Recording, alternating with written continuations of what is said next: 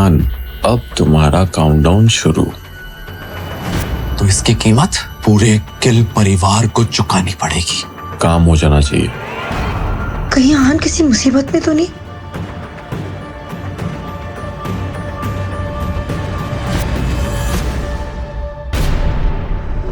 आहान, तुम हर बात बर्बाद क्यों कर देते हो? अगर ऑफिस में शेखर और शनाया की मदद नहीं कर सकते तो घर के काम संभाला करो। ऑफिस में जाकर पापा जी से जबान लड़ाने की क्या जरूरत थी? शनाया भी इस बारे में सोचकर कंफ्यूज हो गई थी कि ऑफिस में आनंद गिल के साथ जो कुछ भी हुआ था उसके बारे में शनाया की मॉम को कैसे पता चल गया। हुआ क्या है? अभी 10 मिनट पहले ऑफिस से मैनेजर का कॉल आया था। कह रहा था शनाया को इनाम के तौर पर मिली 6 मंजिली बिल्डिंग और ऑफिस में उसकी पोजीशन को खारिज कर दिया गया है। ऐसी बात नहीं थी कि आहान और शनाया ने इस बात की उम्मीद नहीं की थी। तुम्हें पता है ना आहान, स्प्रिंग कॉर्पोरेशन की डील के लिए शनाया ने कितनी मेहनत की थी?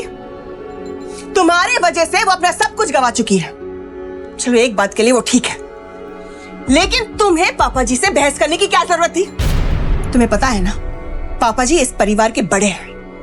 उनसे बदतमीजी करने की और जबान लड़ाने की जरूरत क्या थी?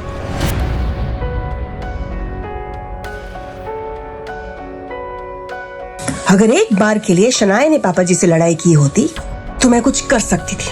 अपनी पोती को कुछ सजा देकर पापा जी माफ कर देते। लेकिन ये आहान, इसके अंदर इतनी हिम्मत कहां से आ गई? अब कुछ नहीं हो सकता। आहान ने शनाया और उसकी फैमिली को बहुत बड़ी मुसीबत में डाल दिया था। माँ, इसमें आहान की कोई गलती नहीं थी। दादाजी शौर्या की तरफदारी कर रहे थे और उन्होंने मुझ पर यकीन करने से मना ही कर दिया था। रियली शनाया, तुम अब भी इसी आदमी का साथ दे रही हो? इसकी वजह से तुम अपना सब कुछ गवा चुकी हो और तुम्हें ये सही लग रहा है? You know, तुम दोनों ने अपनी सफाई देते वक्त अगर थोड़ी तमीज से बात कर ली होती ना तो पापा जी इतना बड़ा कदम नहीं उठाते। बल्कि मैं कहती हूँ इस आहान को अपना मुंह खोलने की जरूरत क्या थी? अपनी मॉम की ये बात सुनकर शनाया भी थोड़ी परेशान हो गई। उसने अपने आप से ही कहा, भले ही आहान की कोई गलती नहीं है, मगर इस बात का अंजाम बहुत बुरा हो रहा है। हर्ष, मेहरा और विकी के साथ मेरा नाम जोड़कर कई सारी अफवाहें उड़ेंगी और बातें भी होंगी। आज का दिन कमाल था। विक्की भाई से बात करके मैं तो घबरा ही गया था कि आखिर मेरा क्या हुआ, मगर थैंक्स टू शगुन,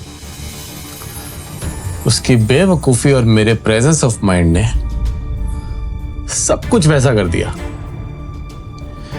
जैसा मैं चाहता था। अब इंजीनियर्स की टीम भी मेरी, स्प्रिंग कॉर्पोरेशन का प्रोजेक्ट भी मेरा और इस कंपनी के हेड की पोजीशन भी मेरी। बेचारी शनाया गुस्से में घर में बवाल कर रही हो या रो रही होगी। शौर्या बेटा,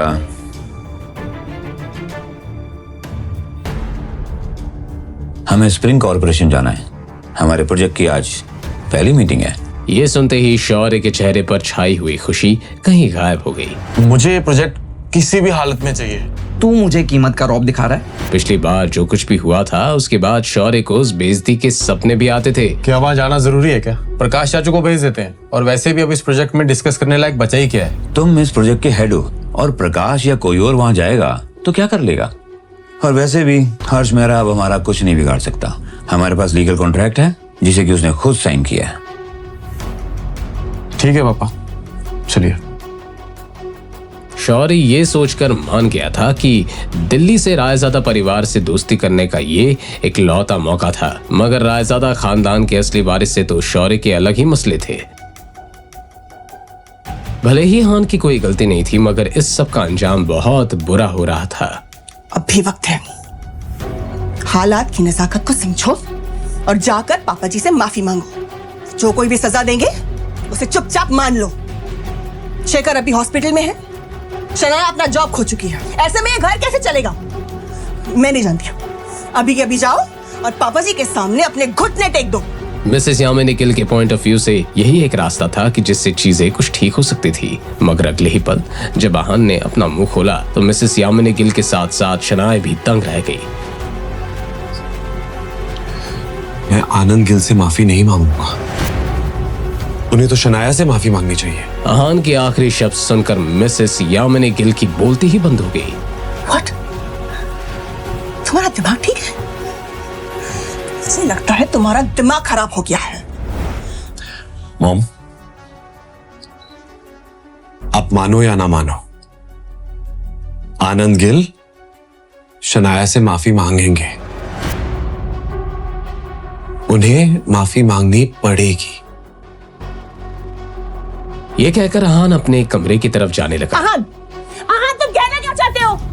आहान साफ साफ बताओ। मगर आहान ने कुछ भी नहीं कहा। जवाब में बस आहान के कमरे के दरवाजे के बंद होने की आवाज आई।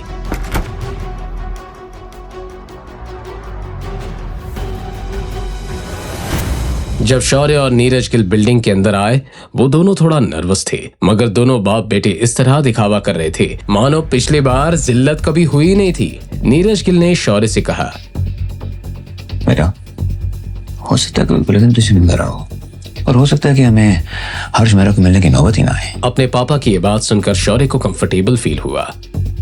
Hello hello sir, mister Harsh Mehra, please. This way sir. और वो कॉन्फिडेंस के साथ अंदर गया। Mister Harsh Mehra, good afternoon. Please sit. उन दो शक्लों को देखकर हर्ष मेहरा ने बेरुखे अंदाज में दोनों से सवाल करते हुए कहा, आप दोनों यहाँ क्या कर रहे हो? मिस्टर मेहरा, वो कुछ दिनों पहले आपने गिल कंस्ट्रक्शन के साथ में वो कॉन्ट्रैक्ट साइन किया था ना, स्प्रिंग कंस्ट्रक्शन वाला, तो जब मैंने कॉन्ट्रैक्ट साइन किया था तुम वहां थे? हर्ष मेहरा के इस बात से कोई फर्क नहीं पड़ रहा था कि नीरज गिल कौन था और उम्र में उससे कितना बड़ा था। वेल, हम दोनों तो नहीं थे उस समय में, मगर उससे क्या फर्क पड़ता है? कंपनी ने ये प्रोजेक्ट हमें सौंपा है तो आप हमारे पास बेफिक्री के साथ काम कर सकते हैं। ये सुनकर हर्ष मेहरा ने इस तरह रिएक्ट किया मानो कुछ सोच रहा हो। मुझे फर्क पड़ता है। जिसके साथ मैंने कॉन्ट्रैक्ट साइन किया है मैं उसी से मिलना चाहूंगा। नीरज ने लाचार होकर सवाल किया, मिस्टर मेहरा, आप मेरी मुश्किलें क्यों इतनी बढ़ाते जा रहे हैं? निकल जाओ यहाँ से। और अब मैं मीटिंग तभी करूंगा जब मैं शनाया खुद यहाँ चल कर आएगी। उसके पापा से कुछ नहीं होने वाला था, इसलिए शौर्य ने बीच में बात काटते हुए कहा, वो एक्चुअली मिस्टर नाया थोड़ा बिजी है, वो 1 महीने के लिए वेकेशन पे गई है। अब हर्ष कोई बहाना नहीं बना सकता था, लेकिन आगे हर्ष मेहरा ने जो कहा उसे सुनकर दोनों बाप बेटे शॉक्ड हो गए। तो फिर कोई बात नहीं, वो जब वापस लौटेंगी काम तभी शुरू होगा और मैं उनके लिए वेट कर सकता हूँ। क्या आप अपनी पर्सनल प्रॉब्लम के लिए काम को लेट करेंगे?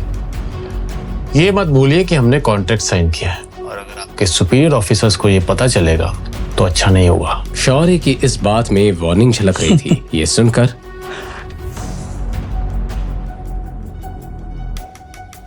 तुम मुझे धमकाने की कोशिश कर रहे हो?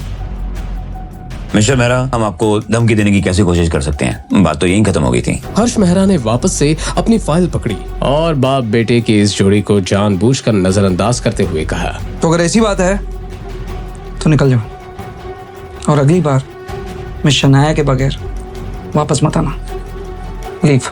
शौर्य और नीरज एक बार फिर से इस कंपनी में बेइज्जत हो चुके थे।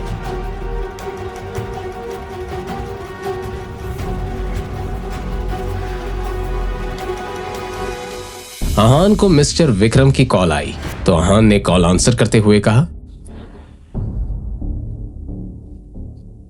काम हो गया? जी काम हो गया, बाद में बात करते हैं। ये कहकर उसने कॉल काट दिया।